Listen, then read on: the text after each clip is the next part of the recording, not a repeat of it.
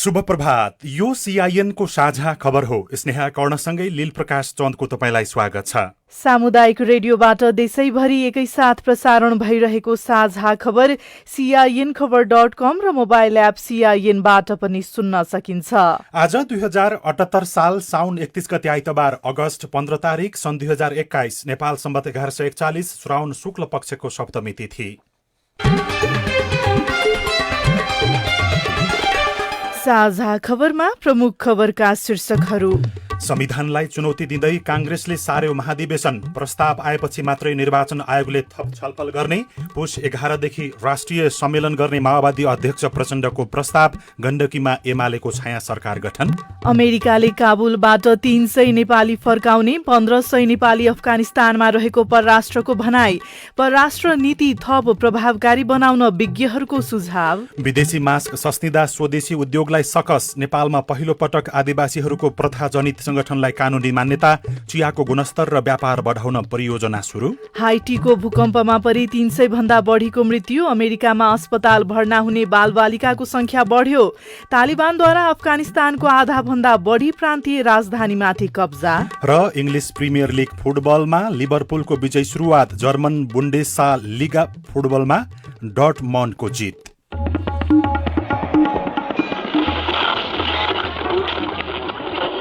सयौं radio, हजारौं radio कर्मी र करोडौं नेपालीको माझमा यो हो सामुदायिक सूचना network CIN.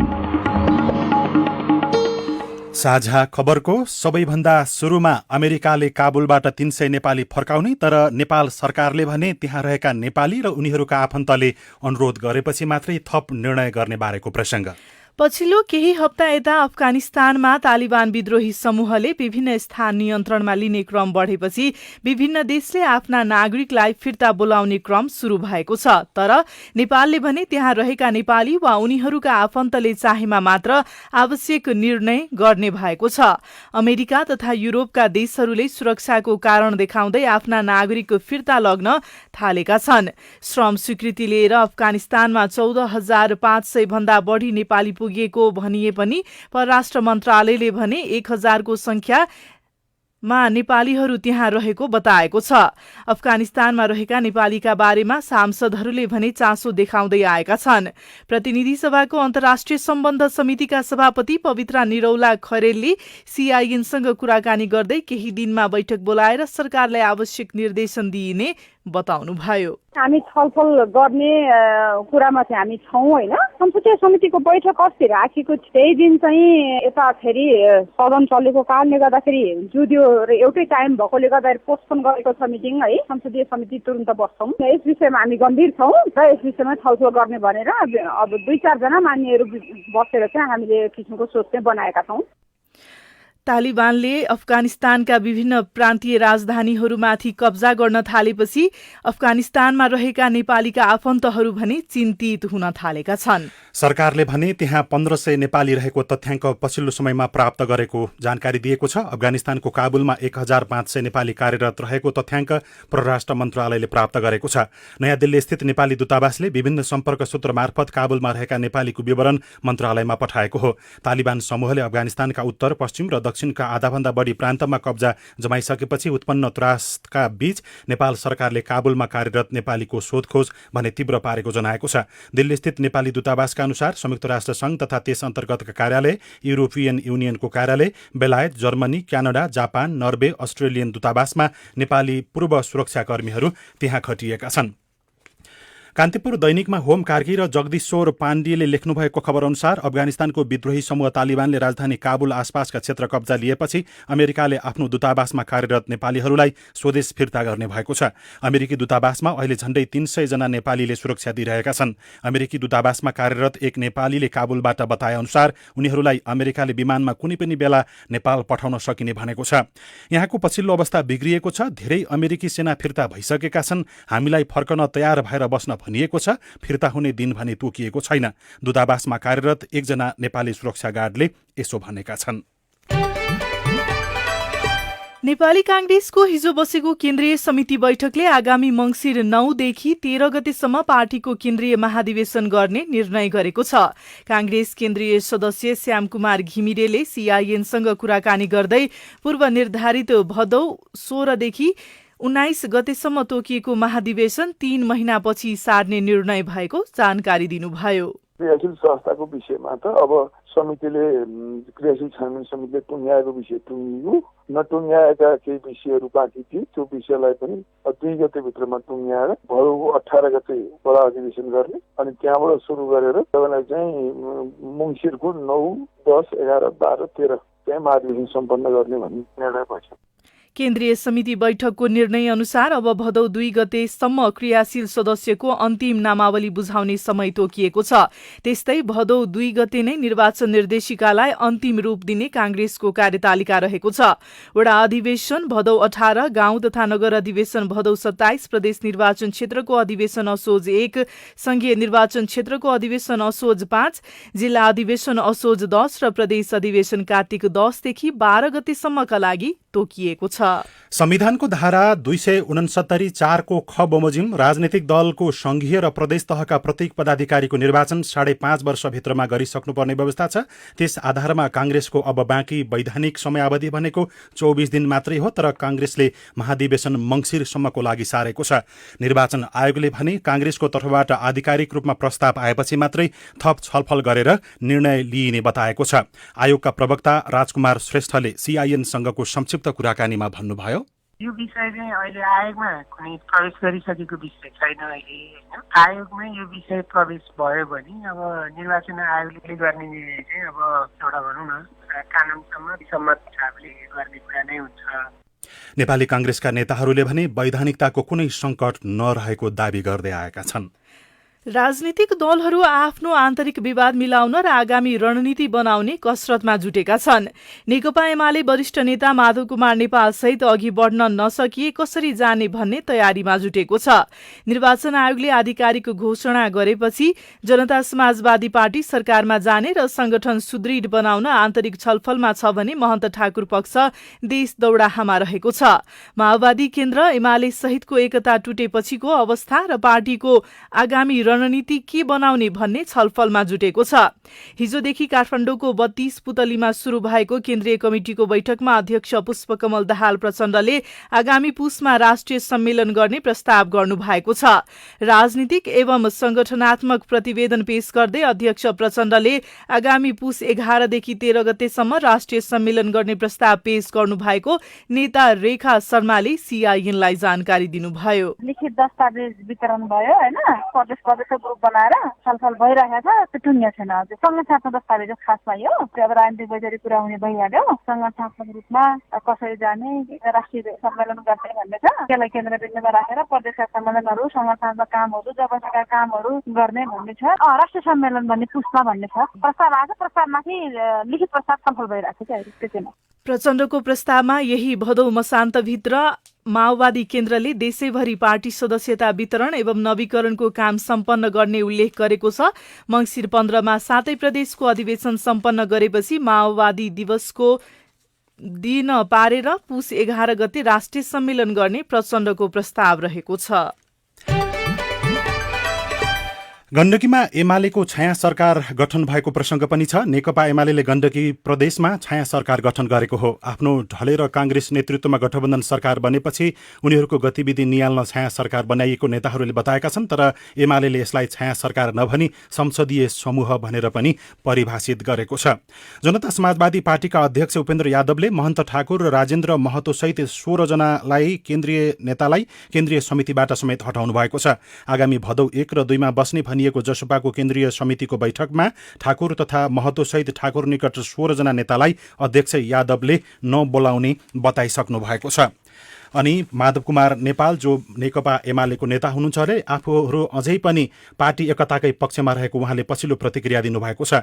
Nepal communist party एमालेका वरिष्ठ नेता माधव कुमार नेपालले एमालेको आन्तरिक पार्टी एकताका लागि आफूहरू अन्तिम पर्खाइमा रहेको बताउनुभयो। एकताका सबै ढोका बन्द भए पार्टीलाई पुनर्गठन गर्ने जिम्मेवारीबाट पनि पछि नहट्ने चेतावनी उहाँले दिनुभएको छ। अब कोरोनाको प्रसंग। कोरोना विरुद्धको कोभिसिल्ड खोप लगाएको धेरै समय हुँदा असर कम हुने हो कि भन्ने भ्रममा नपर्न स्वास्थ्य तथा जनसंख्या मन्त्रालयले अनुरोध गरेको छ। कोभिसिल्ड खोपको पहिलो मात्रा लगाएको 2 देखि 3 महिनाको अन्तरमा दोस्रो मात्रा लगाउनु पर्ने सुरुमा भनिए पनि खोप समयमा आई नपुग्दा 5 महिनापछि अहिले सरकारले ज्येष्ठ नागरिकलाई दोस्रो मात्रा लगाउन सुरु गरेको छ। सीआईएनसँग कुराकानी गर्दै स्वास्थ्य मन्त्रालयका सहप्रवक्ता डाक्टर समीर कुमार अधिकारीले पहिलो र दोस्रो खोपको मात्रा 20 को अन्तर धेरै भयो भन्दैमा असर कम नहुने बताउनुभयो। अहिले हामीले पूर्ण रूपमा अनलाइन फारम भरेकै आधारमा खोप लगाइसक्न सकेको छैन, सबैतिर त्यसरी भएको छैन। तर उमेर समूह अनुसार हाम्रो पालो आउँदै जाँदा प्री रजिस्ट्रेसन गरेको व्यक्तिहरू खोप केन्द्रमा गएर मैले रजिस्ट्रेसन गरेको थिएँ, मेरो प्लान नम्बर यस्तो हो भनेर भन्नुभयो भने उहाँको खोप लगाइसकेको विवरण त्यही इन्ट्री गरिदिने व्यवस्था हुन्छ, जसले गर्दा सर्टिफिकेट लिनलाई दोस्रो मात्रा लगाउन जानलाई पनि हामीलाई सहज हुन्छ भन्नेसम्मको हो अहिले त। विज्ञहरूले गरेको अध्ययनले पहिलो मात्राले पनि काम गरिरहने र धेरै समयको अन्तरालमा दोस्रो मात्रा लगाउँदा पनि प्रभावकारी हुने देखिएको मन्त्रालयको भनाइ छ।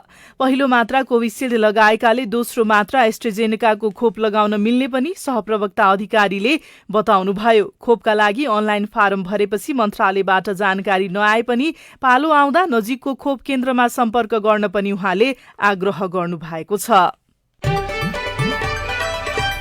अब चिया किसानहरूको प्रसंग। चियाको गुणस्तर र व्यापार बढाउन परियोजना सञ्चालन हुने भएको छ। अर्गानिक चिया उत्पादनमा सहयोग नभएको गुनासो बढेपछि सरकारले पहिलो पटक किसानहरूलाई केन्द्रित गरी परियोजना सुरु गरेको हो।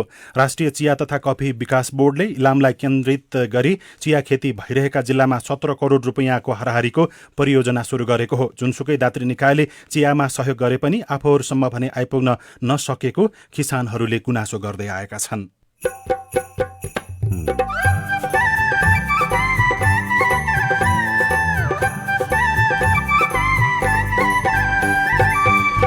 सामुदायिक सूचना नेटवर्क सीआईएन मार्फत देशभरि प्रसारण भइरहेको साझा खबरमा पार्टीको महाधिवेशन समयमै नहुनुमा नेतृत्वको स्वार्थ कि बाध्यता? पुरानो नेतृत्वमा चलिरहने यो प्रवृत्ति हावी भएको हुनाले महाधिवेशन गर्न ढिलै भएको हो। विदेशी मास्क सस्तिँदा स्वदेशी उद्योगलाई सकस। नेपालमा पहिलो पटक आदिवासीहरूको प्रथाजनित संगठनलाई कानूनी मान्यता लगायतका खबर बाँकी नै छन्। सीआईएनको साझा खबर सुन्दै गर्नुहोला। 5 वर्ष मुनिका बालबालिकाहरूलाई नेपाल सरकारले बाल पोषण भत्ता प्रदान गर्दै आइरहेको छ। यसका लागि आफ्नो वडा कार्यालयमा नाम दर्ता गरी बाल अधिकारको सुनिश्चितता गरौं। बाल पोषण भत्ता बालबालिकाको पोषण तथा स्वास्थ्यमा मात्रै खर्च गर्नुपर्नेछ। स्थानीय तहले भत्ताको सदुपयोगको सुनिश्चितता गर्नुपर्दछ। जनचेतनाका लागि सामाजिक सुरक्षा नागरिक समाज सञ्जाल एसपीसीएसएन र समाज सेवा तथा मानव अधिकारमा महिला र बालबालिका सिविसद्वारा जारी। सहयोगी संस्था वी सोशल मुभमेन्ट बेल्जियम। बिहानको नमस्कार है विद्यार्थी भाइ बहिनीहरू। नमस्कार सर। नमस्कार नमस्कार। ल बस। अनि भाइ बहिनीहरू, आज हामी बोक्सी आरोप एउटा अपराध हो भन्ने विषयमा छलफल गर्छौं। बुझ्यौ? बुझ्यौ सर। ओइ सुहाना, तँलाई थाहा छ हाम्रो मम्मीले भन्नुभएको हाम्रो गाउँमा त बोक्सी सरे नि हो र? होइन होला है त्यस्तो त। श्वेता, तिमीहरूको के को खास खुस हो? बोक्सी भन्ने कुरा केही हुँदैन, बुझ्यौ? कसैलाई बोक्सी आरोप लगाउनु, कुट्नु, पिट्नु, पीडा दिनु वा गाली बेइज्जती गर्नु सामाजिक अपराध हो। बोक्सीको आरोप, कसुर र सजाय ऐन 2072 मा बोक्सी सम्बन्धी अपराध गर्नेलाई 10 वर्ष कैद र 50,000 देखि 1 लाख रुपियाँसम्म जरिवाना हुन्छ भनेर लेखिएको छ। बोक्सी आरोप लगाएर कुटपिट अङ्गभङ्ग गर्नेलाई 10 वर्ष कैदसँगै ज्यान मार्ने उद्योग अन्तर्गत थप सजाय पनि हुन्छ। यो कुरा तिमीहरूले घरमा पनि भन्नु है।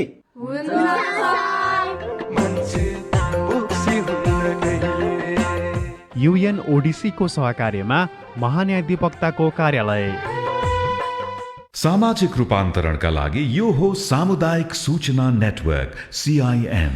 तपाईँ अहिले देशभरिका सामुदायिक रेडियो सीआईएन खबर.com र मोबाइल एप सीआईएनबाट एकैसाथ साझा खबर सुन्दै हुनुहुन्छ।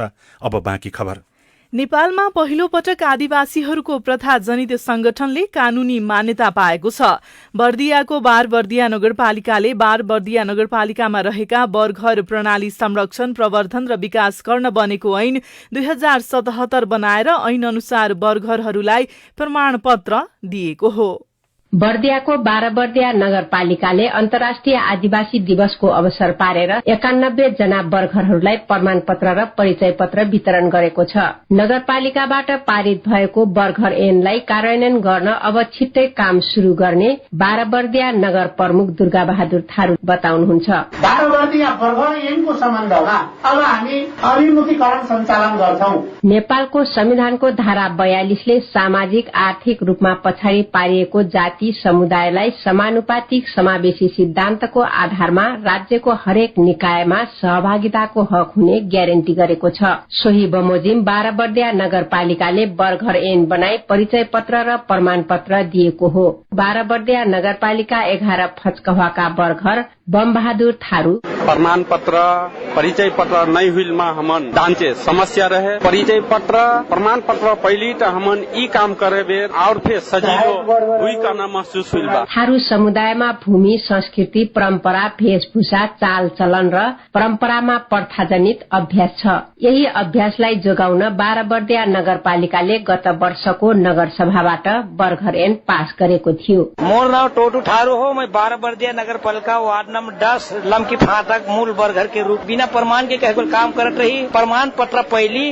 तो कुछ आधार बहेरी। मैं राहुल राम चौधरी हूँ। 12 बर्दिया नगरपालिका 5 मंगरागारी गाँव अधिकार देहले को जैसे बहुत बहुत धन्यवाद। चलन अनुसार गाउँ सञ्चालनका लागि प्रत्येक गाउँमा 1 जना वर्गहर र टोल टोलमा सहायक वर्गहर हुन्छन्। तथ्याङ्क अनुसार नेपालमा थारू समुदायको 18 लाख बढ़ी जनसंख्या रहेको छ। Pushpa Chaudhary, CIN radio Gurubaba FM Bardiya.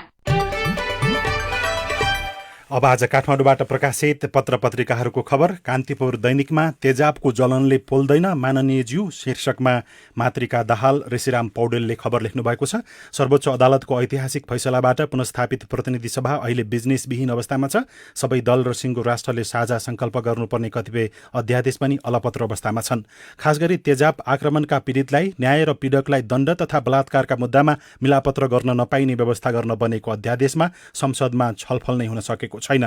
तेजाबमा आक्रमण गर्नेलाई 20 वर्षसम्म कैद, पीडितलाई 10 लाखसम्म क्षतिपूर्ति र रोजगारीको प्रत्याभूति गर्ने अध्यादेश संसदमा अलपत्र छ। यति संवेदनशील मुद्दामा छलफल नगरी संसदको 1 महिना त्यतिकै खेर गयो। अब 1 महिनाभित्र पारित नभए कानून स्वतः निष्क्रिय हुने अवस्था छ। भित्री पन्नामा अर्को खबर छ। विदेशी मास्क सस्तिँदा स्वदेशीलाई सकस शीर्षकमा नुमा थामसुहाङ लेख्नुहुन्छ। आयातित मास्कका कारण स्वदेशमा उत्पादित मास्कले बजार पाउन नसकेको उद्योगीहरूले बताएका छन्।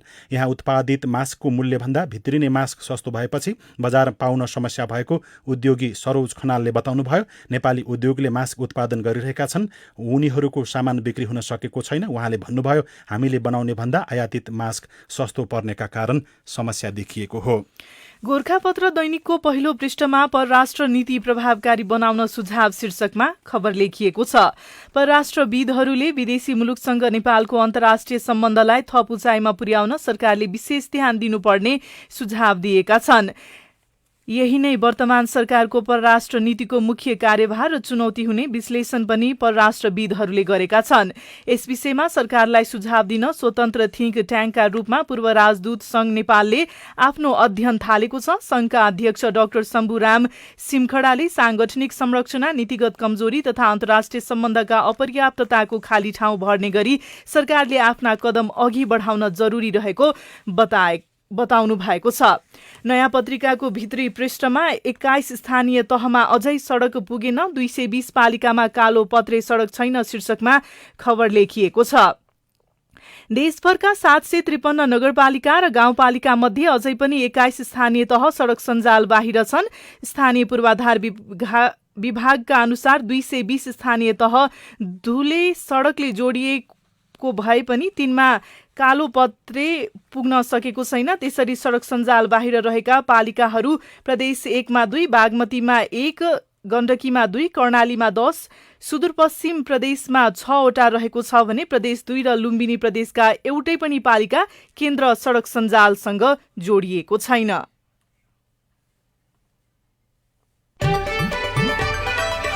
साझा खबरमा अब हेलो CIN सोभिता रिसालबाट। नमस्ते, म रुकुम पश्चिम सानीबेरी गाउँपालिकादेखि हो। मेरो नाम खिमराज खड्का। नुवाकोट झुन्याटा हुँदै काफलकोट सिमली दुली जोड्ने सडक खण्डमा लगभग 2077 साल साउनको महिनाभित्रै हामीले काम सकिमेटेका थियौँ र उहाँ एकजना ठेकेदार हुनुहुन्छ, उहाँ सुरजङ मल्ल र हरिबहादुर विक र प्रेम विक, उहाँहरूको 3 जनाको पार्टनरले हामीलाई पैसा ठगी गर्नु भएको छ र उहाँले चाहिँ काम गराए लगत्तै पैसा दिन्छु भन्ने भरम दिई अहिलेसम्म पैसा पनि दिनुभएको छैन। फोन गरेर पैसा माग्दा धम्की दिने खालको चाहिँ कुराहरू गरिराख्नु भएको छ। यसको लागि हामी काम गरेको मजदुरहरूले कसरी पैसा पाउने? खिमराजी, तपाईको समस्या कसरी समाधान गर्न सकिएला? हामीले सानीभेरी गाउँपालिकाका उपाध्यक्ष एवं न्यायिक समितिका संयोजक इन्दिरा ओलीसँग बुझेका छौं। सुरज मल्ल भन्ने ठेकेदार त्यहाँ त लगेको हो, उहाँले धेरैलाई ठग्नु भएको छ। हामी छानबिन त्यहाँबाट गरिराखेका छौँ। कालो सूचीमा पनि परेको छ उहाँहरूको पार्टनर नै। न्याय दिलाउन लागि हामीले के गर्न सक्छौँ भने उहाँले वास्तविक कति ठगिएको हो, कति रकम उहाँले पाउनु पर्ने हो, उहाँले एउटा न्यायिक समितिमा निवेदन दिनुपर्छ। निवेदन दिइसकेपछि हामी वास्तविक छानबिन सुरज मल्लले ठगेको हो कि होइन र उहाँले काम गरेकै हो कि होइन भनेर हामी छानबिन गर्छौँ। अनि कमल बजार नगरपालिकाबाट कमल प्रसाद खतिवडाको जिज्ञासा छ। यस नगरपालिकाको 7 नम्बर वडामा रहेको फल्टानेमा बँदेल, बाँदर र भालुले यहाँको खेती बाली सबै पुरै नष्ट गरिसकेका छन्। यहाँका नागरिक एकदमै चिन्तित भएका छन्। तर यस विषयमा हाम्रो नगरपालिका अथवा वडामा कुनै पनि चासो नदेखाएको पाइएको छ। किन यसो? तपाईको जिज्ञासा मेटाउँदै हुनुहुन्छ कमल बजार नगरपालिकाको कृषि शाखाका प्रमुख सुनिल कुँवर। वन कार्यालयहरूले चाहिँ राहतहरू उहाँहरूले क्षतिपूर्ति भएको चाहिँ विवरणहरू पेश गरे पनि त्यही अनुसार चाहिँ केही राहतहरू उहाँहरूले दिनु भएको छ होला। तर अहिले पालिकामा चाहिँ त्यस्तो अहिले राहत चाहिँ केही भएको छैन। उहाँहरूको चाहिँ अहिले कति जमिनमा चाहिँ क्षति भइरहेछ, बँदेलले चाहिँ जङ्गली जनावरहरूले तपाईँहरूको अन्न बालीमा कति जति क्षति भएको छ त्यसको चाहिँ यकिन चाहिँ तथ्याङ्क चाहिँ हामीले सङ्कलन गर्छौँ। तथ्याङ्क सङ्कलन गऱ्यो भने अब हाम्रो चाहिँ कार्यपालिकामा पेश गऱ्यो भने उहाँहरूले चाहिँ परिपालिकाले केही गर्छ।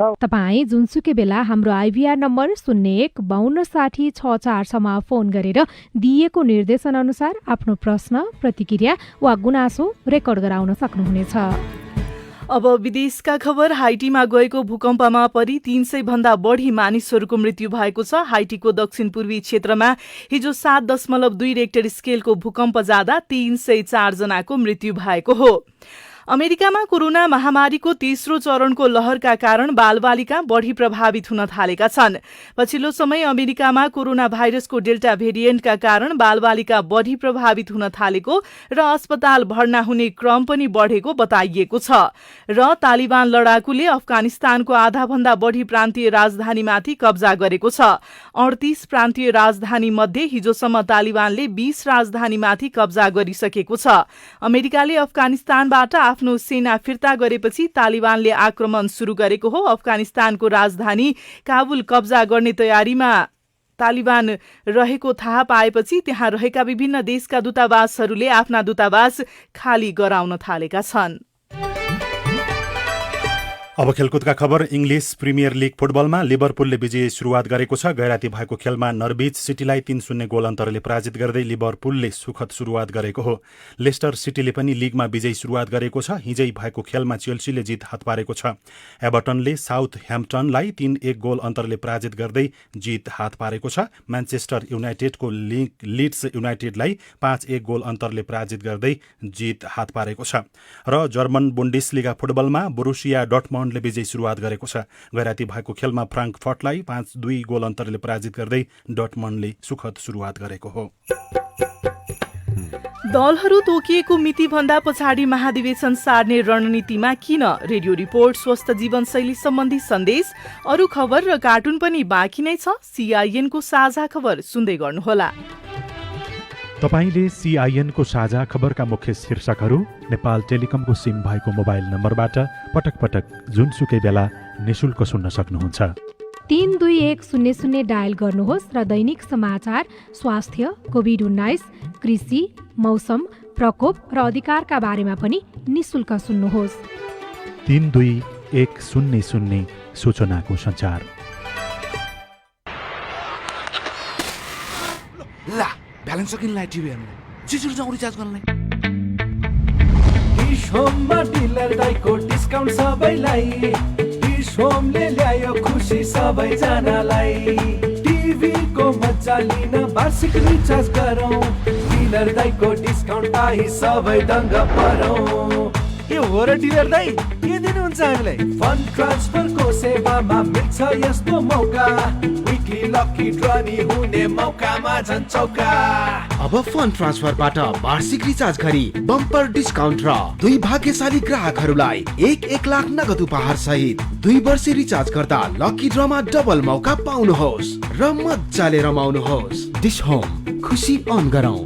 सामाजिक रूपान्तरणका लागि यो हो सामुदायिक सूचना नेटवर्क CIN। साझा खबरमा अब राजनीतिक दलको महाधिवेशनको प्रसंग। पार्टी राजनीतिलाई लोकतान्त्रिक र सुशासनयुक्त बनाउन निर्धारित मितिमा महाधिवेशन हुनु आवश्यक छ। तर नेपालको ठूला राजनीतिक दलले विधानमा व्यवस्था भए अनुरूप निर्धारित समयमा महाधिवेशन गराउन सकेका छैनन्। नेपाली कांग्रेसको विधानमा 4 वर्षभित्रमा महाधिवेशन गर्ने उल्लेख छ। 2072 फागुनमा 13औं महाधिवेशन गरेको कांग्रेसले 2076 फागुनमा नै 14औं महाधिवेशन गर्नुपर्ने थियो। तर पटक पटक मिति परिवर्तन गरी निर्धारित मिति भन्दा 1 वर्ष 9 महिनापछि आउँदो मंसिर 9 गतेका लागि महाधिवेशनको मिति तय गरिएको छ। समयमा महाधिवेशन गर्न नसक्दा नेता कार्यकर्ता नेतृत्वप्रति असन्तुष्ट देखिन्छन्। केन्द्रीय सदस्य बल बहादुर केसी पार्टीलाई ठिक ढंगले चलाउन सकेका रहेछन् भन्ने कुराको पहिलो प्रभाव त्यो पर्छ। दोस्रो कुरो के हो भन्दाखेरि क्रियाशील गराउने कुरो, नीतिको कुरा, संगठनको हामीले चुस्त दुरुस्त राख्न सकेनौ, त्यसैको परिणाम आज यो अधिवेशन हुन नसकेको। नेकपा माओवादीले 2069 सालमा हेटौडामा 7औं महाधिवेशन गरेपछि 8औं महाधिवेशन गरेको छैन। तत्कालीन माओवादीले 2073 जेठमा विभिन्न 10 समूहबीच एकता गरेर नेकपा माओवादी केन्द्र बनेको थियो। 8औं महाधिवेशन नभने पनि 2073 सालमा एकता महाधिवेशन गरेको हुनाले पार्टीलाई महाधिवेशन को लागि अझै 2 वर्षको समय भएको नेताहरूको तर्क छ। माओवादी केन्द्रका नेता देव गुरुङ 8औं भनेर त भनिया छैन, संख्या त अब काउन्ट गर्छन् पनि गर्दैनन् पनि, त्यो संख्या त ठुलो कुरो भएन। मुख्य रूपमा अधिवेशन भयो कि भएन भन्ने प्रश्न मेजर कुरा हो। अधिवेशन चाहिँ हाम्रो सम्पन्न भएको छ 73 साल जेठमा चाहिँ। 2071 साल असारमा 9औं महाधिवेशन गरेको नेकपा एमालेको विधानमा 5 वर्षभित्रमा महाधिवेशन गर्ने उल्लेख गरिएको छ। एमालेको महाधिवेशनको समय पनि घर्किसक्यो। तर माओवादी केन्द्रसँगको एकता पछिको समयलाई शून्य समय मानेर एमालेले 2079 वैशाखसम्म महाधिवेशन गर्ने मिति भएको बताएको छ। नेता लालबाबु पण्डित नेकपा एमालेको महाधिवेशनको अन्तिम मिति वैशाख 11 गते भित्र गरिसक्नुपर्छ। हामी मन्सिरमै महाधिवेशन गरेर अगाडि बढ्छ। 2073 सालमा महाधिवेशन गरेको राष्ट्रिय प्रजातन्त्र पार्टीले पनि महाधिवेशन गर्नमा ढिलाइ गरिरहेको छ। पार्टीलाई नयाँ नेतृत्व र नयाँ विचारका साथ अगाडि लैजान समयमा महाधिवेशन आवश्यक छ। तर नेपालका राजनीतिक दल किन समयमा नै महाधिवेशन गर्न सक्दैनन्? विश्लेषक श्याम श्रेष्ठको विश्लेषण यस्तो छ। अब न विचार निर्माणको काम पार्टीमा प्राथमिकताको विषयवस्तु भएको छ, न नयाँ नेतृत्वको छनौटको कुरा।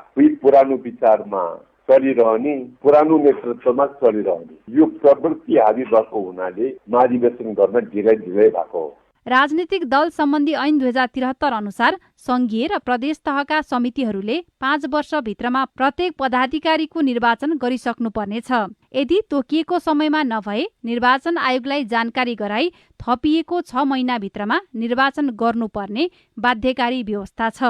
सीता शर्मा, CIN, काठमाडौँ। यो रिपोर्टसँगै हामी साझा खबरको अन्त्यमा आइपुगेका छौं। सामुदायिक रेडियो प्रसारक संघद्वारा सञ्चालित CIN को बिहान 6 बजेको साझा खबर सक्नु अघि मुख्य खबर फेरि एकपटक। संविधानलाई चुनौती दिँदै कांग्रेसले सार्यो महाधिवेशन, प्रस्ताव आएपछि मात्रै निर्वाचन आयोगले छलफल गर्ने। पुस 11 देखि राष्ट्रिय सम्मेलन गर्ने माओवादी अध्यक्ष प्रचण्डको प्रस्ताव। अमेरिकाले काबुलबाट 300 नेपाली फर्काउने, 1500 नेपाली अफगानिस्तानमा रहेको परराष्ट्रको भनाई, परराष्ट्र नीति थप प्रभावकारी बनाउन विज्ञहरूको सुझाव। विदेशी मास्क सस्तिदा स्वदेशी उद्योगलाई सकस, नेपालमा पहिलो पटक आदिवासीहरूको प्रथाजनित संगठनलाई कानूनी मान्यता। हाइटीको भूकम्पमा परि 300 भन्दा बढीको मृत्यु, अमेरिकामा अस्पताल भर्ना हुने बालबालिकाको संख्या बढ्यो, तालिबानद्वारा अफगानिस्तानको आधाभन्दा बढी प्रान्तीय राजधानीमाथि कब्जा। र इङ्ग्लिस प्रिमियर लिग फुटबलमा लिभरपुलको विजयी सुरुवात। साझा खबरको अन्त्यमा कार्टुन हामीले राजधानी दैनिकमा कुरै शीर्षकमा उत्तम नेपालले बनाउनु भएको कार्टुनलाई लिएका छौं। यहाँ व्यङ्ग्य गर्न खोजिएको छ, राजस्व उठाउने भन्दै विभिन्न योजना बनाइन्छ, तर राजस्व छल्दै आएका व्यक्तिहरूबाट राजस्व उठाउने गरिएको छैन। एकजना सरकारी अधिकारी जस्ता देखिने व्यक्ति केही कुराकानी गर्दैछन् र उनको अगाडिपट्टि केही फाइल बोकेर एकजना व्यक्तिले केही सुझाव दिइराखेको जस्तो देखिएको छ। तल चाहिँ यस्तो लेखिएको छ, राजस्व बढाउन नौलो योजना चाहिन्न क्या हजुर, कर छल्ने अर्बपतिहरूबाट कर असुल्नु पर्यो चाँडोभन्दा चाँडो। हवस् त, प्राविधिक साथी सुभाष पन्तलाई धन्यवाद। अहिलेलाई लील प्रकाश चन्द र स्नेहा कर्ण बिदा भयौं। तपाईको आजको दिन शुभ होस्। नमस्कार।